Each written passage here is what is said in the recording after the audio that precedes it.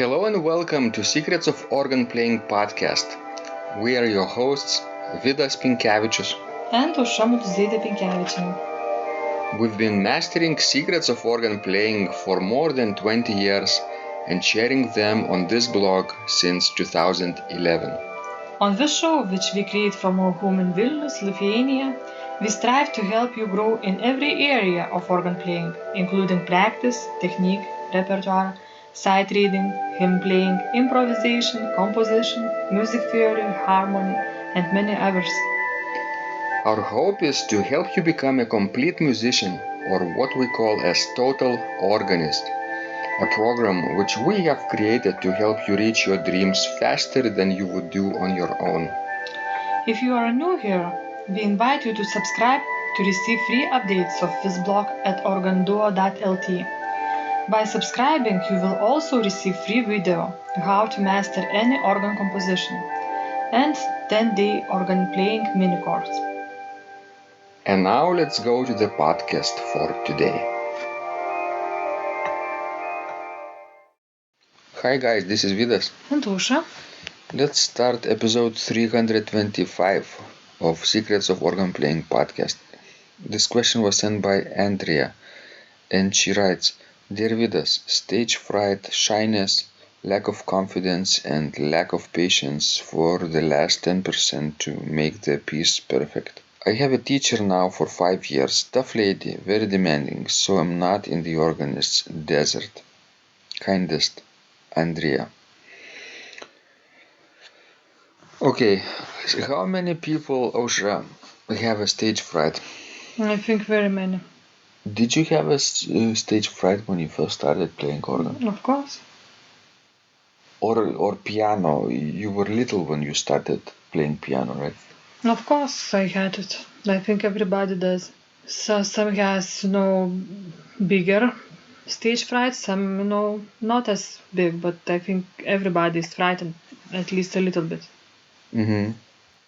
I'm trying to find one answer by Daniel, I think. And he wrote really great things about stage fright. Let me read what Daniel wrote. To the answer to one organist who also had anxiety issues, he wrote, Hi Vidas, you can tell your email sender that the anxiety originates from the mental unpreparedness. Here are some of the things I do to prepare myself. Analyze pieces, understand what the composer wants, study the musical elements shown on the pieces, dynamics, articulations, etc. Sight read if playing with the score, isolate your mind to the scoring brain, etc. Even if there is a memory lapse, I know I will not have a high anxiety. Very important to think as to whether or not to focus on people or on the music. That's nice. Yes. Very, I think, very on track advice, I think. That's true, but I think when you perform lively, adrenaline will come. It doesn't matter if you know piece well or you don't know it well. If you have analyzed it or you have not. Of course, knowing your piece very well and if you are ready for sure, you will not be as anxious about things. But still, you never know what might happen in the actual performance. Maybe organ will break. Maybe you will break the organ. That's true. Or I will break the organ, as I did in the past. Maybe your assistant will do something very stupid. Will turn page, backwards, as happened for me, for example. Not once. The same person did this to you? Twice? Yes. Oh. Will you tell us his name publicly? No, I won't. It's rude to ask. So, And I would like to see original question. Original. Okay, Please. let's go back. Let's go back to the original Because question. you get distracted so easily. So, lack of patience also for the last 10% to make peace perfect. Well, maybe that also gives you that fright and shyness, that you know that you are not ready to perform. Because as you say, you still have 10% to make the piece perfect. Imagine if the time comes to perform, let's say in public, in a situation of liturgical playing or a concert, and you didn't have this patience and you didn't do all the homework in time, right? When the time comes to perform, you will feel actually guilty. True. I would feel guilty. And because of this guilt, I would feel afraid also. Yes, like school kids, especially, younger in elementary school, we often get the tummy ache. Oh, my tummy hurts, I cannot, do things. And that's, the question rises why that tummy hurts during, for example, test. Because actually he or she wasn't ready for it. And then, the body sends all these signals in various pains. I got tummy aches many times before vacuuming the carpet. Truly? In my childhood. That's because you were lazy. And my mom then said, maybe I should rub your tummy clockwise, and that helped. And my cousin, she saw me through very truly, and she discovered that I was actually pretending. Well, actually, you were a very spoiled child. My mother would never massage my tummy Clockwise. clockwise. She would notice right away if I'm lying or not. But that didn't hurt me in the long run, or did it? I think it did in some ways, yes. And can you be more specific, please? I think you haven't formed your character. Character, what do you mean? Well, I think it's still hard for you to do some homework, Like some domestic works. You know what helps Osha? And I'm now really being really honest in What? front of thousands of people. Like, I'm inserting an earplug in my ear, and when I have to do some homework chores or work outside or just do some manual work, right? Uh, I listen to inspirational podcasts, and that helps me to survive. to survive that. That's nice. At least you found a way to help yourself. I'm glad for it.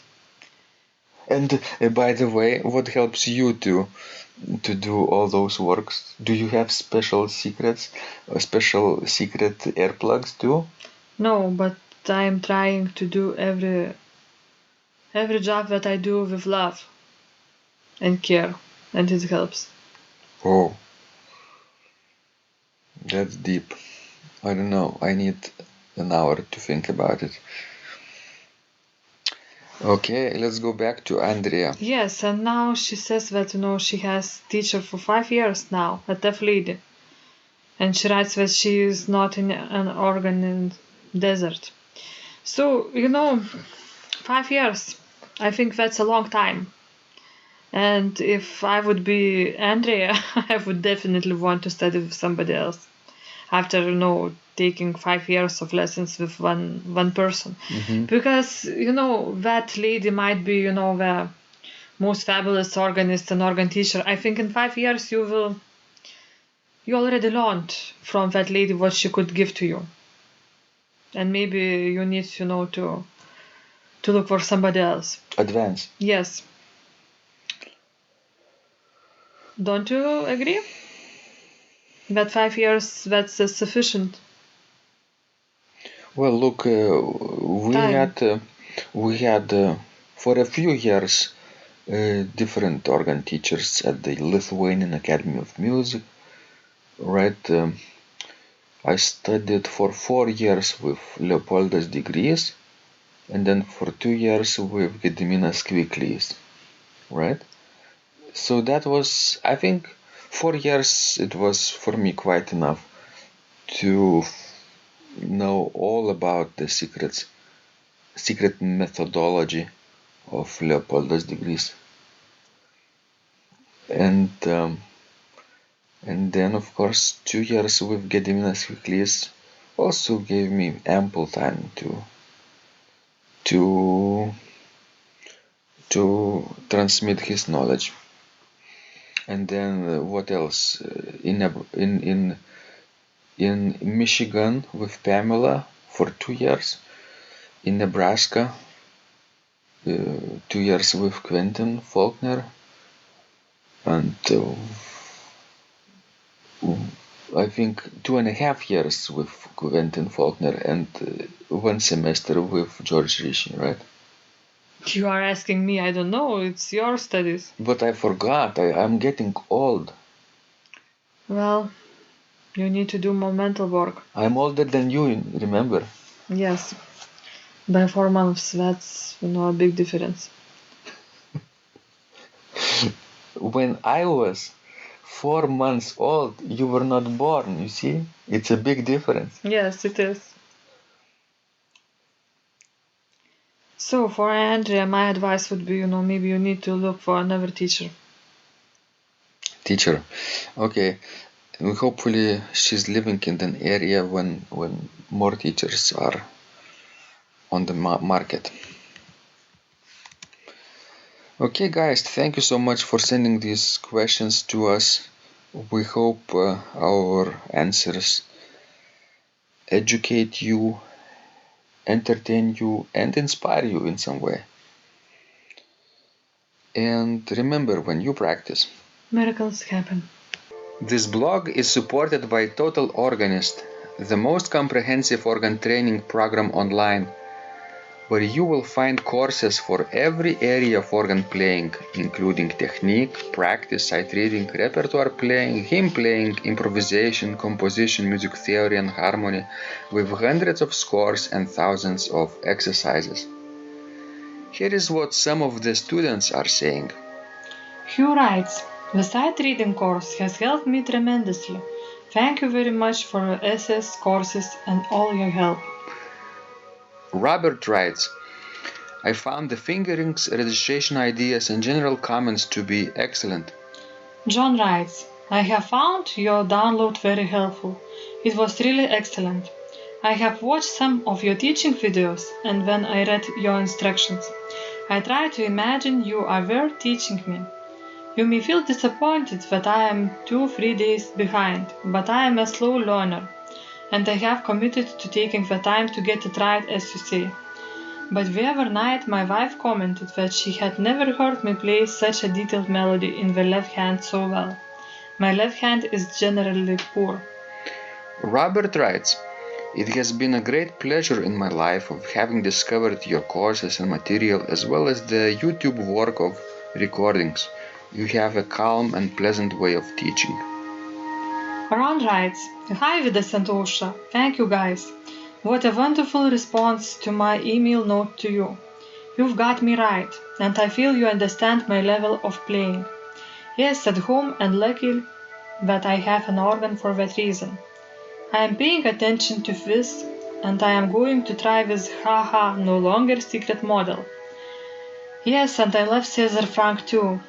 What is very nice about your blog podcast is that Osha and Vidas are like a Socratic dialogue, and by bouncing things off of each other, so much more information comes out and is expressed.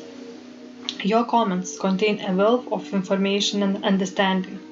I really appreciate this. It is very inspiring and will keep us moving forward. Would you like to receive the same or even better results that our students are getting? If so, join them at organduo.lt/total-organist. And of course, you will get the first month free too. You can cancel anytime. Also, if you haven't yet subscribed to receive free updates of this blog, make sure you do that at organduo.lt. By subscribing, you will also receive free video, how to master any organ composition and 10-day organ playing mini course. This was Vidas. And Ausra from Secrets of Organ Playing. And remember, when you practice, miracles happen.